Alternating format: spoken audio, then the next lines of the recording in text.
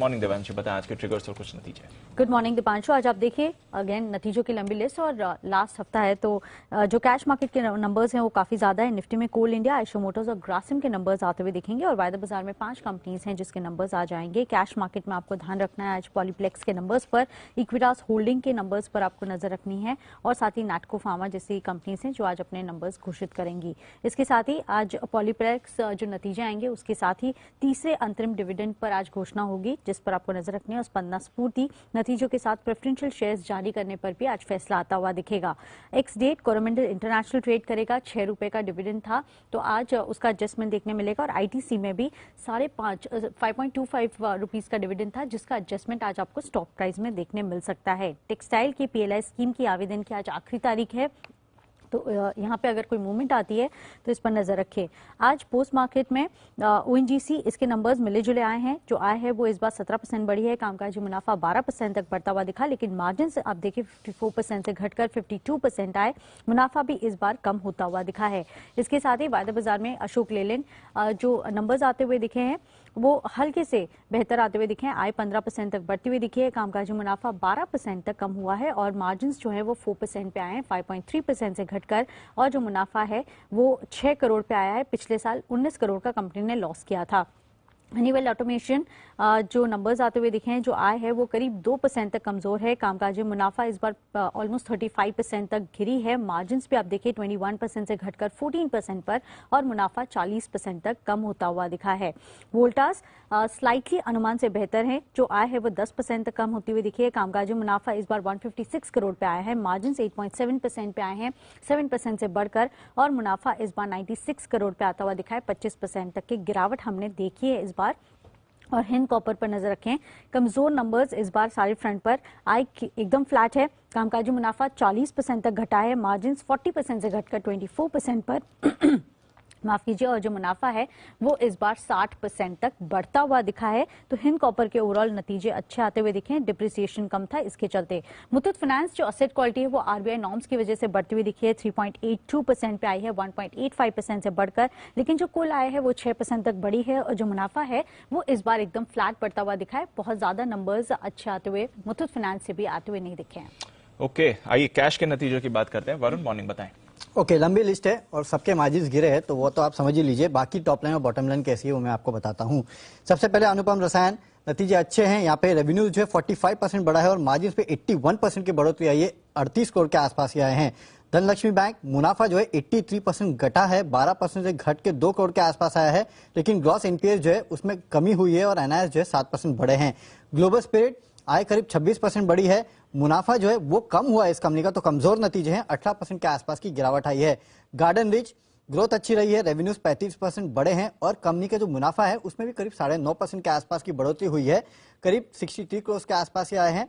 Interim dividend दिया है company ने करीब 4.95 रुपए प्रति शेयर के आसपास का 23 फरवरी को, जिसकी रिकॉर्ड डेट है। हिमाद्री स्पेशलिटी केमिकल्स, यहाँ पे ग्रोथ अच्छी रही है, रेवेन्यूज 65% बढ़े हैं और मुनाफा जो है इसमें 47% के आसपास की बढ़ोतरी हुई है, 24 करोड़ के आसपास ही निकल के आए हैं। आईएफसीआई थोड़े वीक है क्योंकि रेवेन्यूज भी गिरे हैं 75% और कंपनी ने घाटा किया है 731 करोड़ का। इसके अलावा इंडिया ग्लाइकोल्स, यहाँ भी थोड़े बहुत वीक टाइप के नंबर है क्योंकि रेवेन्यूज तो 7% बढ़े हैं लेकिन कंपनी का मुनाफा जो है उसमें 19% के आसपास की गिरावट आई है। रेट गेन, ये नतीजे अच्छे हैं क्योंकि रेवेन्यूज तो 16% बढ़े हैं, इसके साथ साथ एबिटा फ्रंट पे कंपनी ने 1.2 करोड़ का प्रॉफिट किया है नुकसान के मुकाबले, और बॉटम लाइन में भी 8.5 लाख का प्रॉफिट किया है, हालांकि प्रॉफिट है 1.9 करोड़ के लॉस के मुकाबले, तो ये अच्छा है। आईटीडी सीमेंटेशन, यहाँ पे रेवेन्यूज बढ़े हैं अच्छे खासे 26%, लेकिन मुनाफा गिरा है तो वीक है, 34% मुनाफा गिरा है। और रुचि सोया, यहाँ पे रेवेन्यूज बढ़े हैं 40%, मुनाफा केवल 3% बढ़ा है, मार्जिन में गिरावट है, तो मिले जुले ये भी है। ओके, तो ये है कुछ और कैश के नतीजे। कुशल, मॉर्निंग बताएं, आपके पास कौन से नतीजे हैं? मॉर्निंग दीपांशु, मेरे पास 10 नतीजे हैं जिसमें से 2 अच्छे हैं और 8 मिक्स या फिर आप कह सकते हैं कमजोर साइड पर देखने को मिल रहे हैं। Mazagon Dock strong set of numbers हैं, मार्जिन्स 6% से बढ़कर करीब 13%, कंपनी का मुनाफा भी 52% बढ़कर 215 करोड़ पर आया है। नजारा टेक्नोलॉजीज नंबर कमजोर है, मार्जिन्स 19% से घटकर 16% और साथ ही कंपनी का जो मुनाफा है 10 करोड़ था, इस बार 8.5 करोड़ का मुनाफा आया है। एनएचपीसी मार्जिन्स तो बढ़े हैं, 57.8 से बढ़कर 61.6%, पर कंपनी का मुनाफा लगभग 6% गिरा है 813 करोड़ पर और साथ ही कंपनी की आय में भी लगभग 8.5% की गिरावट रही है।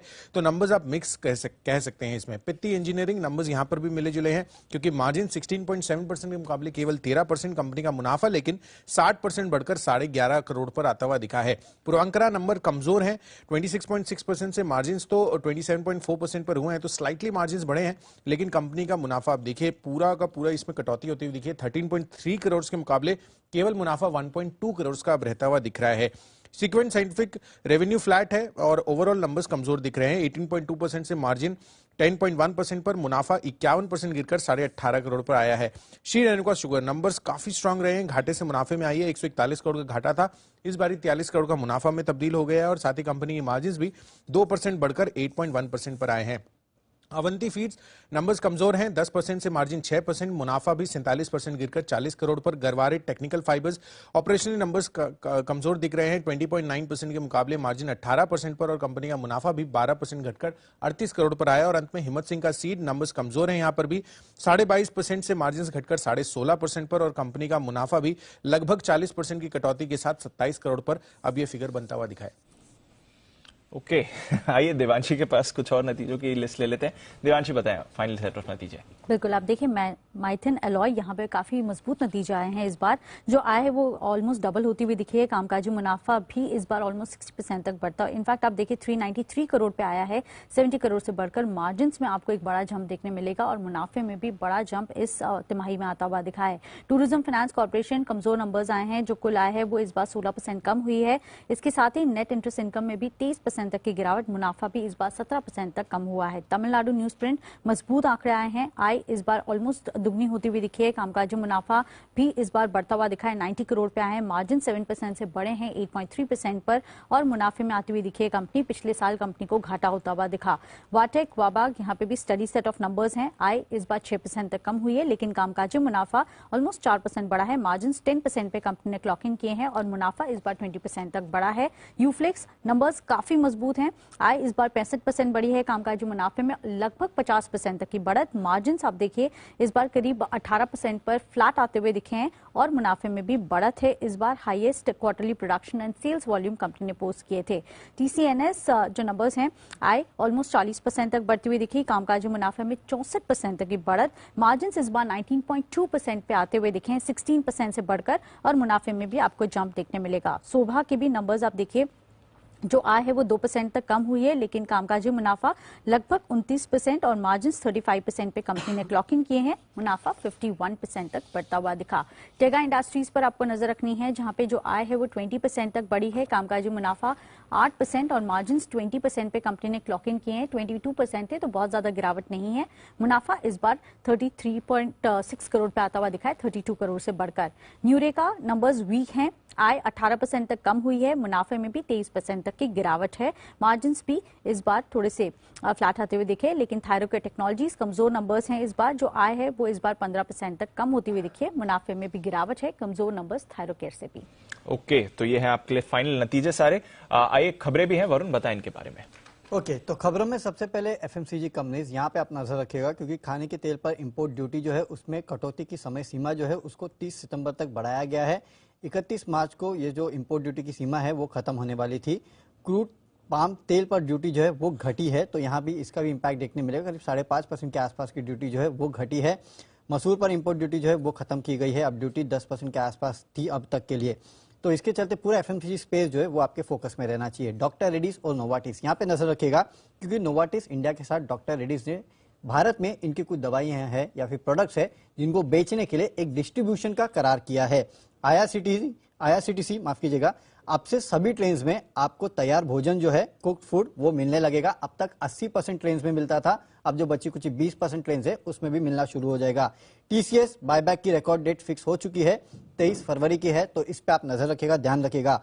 कैडिला हेल्थ जायडस को एक दवा के लिए यूएस एफडीए से मंजूरी मिली है, 6 महीने के एक्सक्लूसिव राइट्स मिले हैं। और पीबी फिनटेक, पिछले ट्रेडिंग सेशन में अच्छी खासी पिटाई भी हुई थी इस काउंटर की।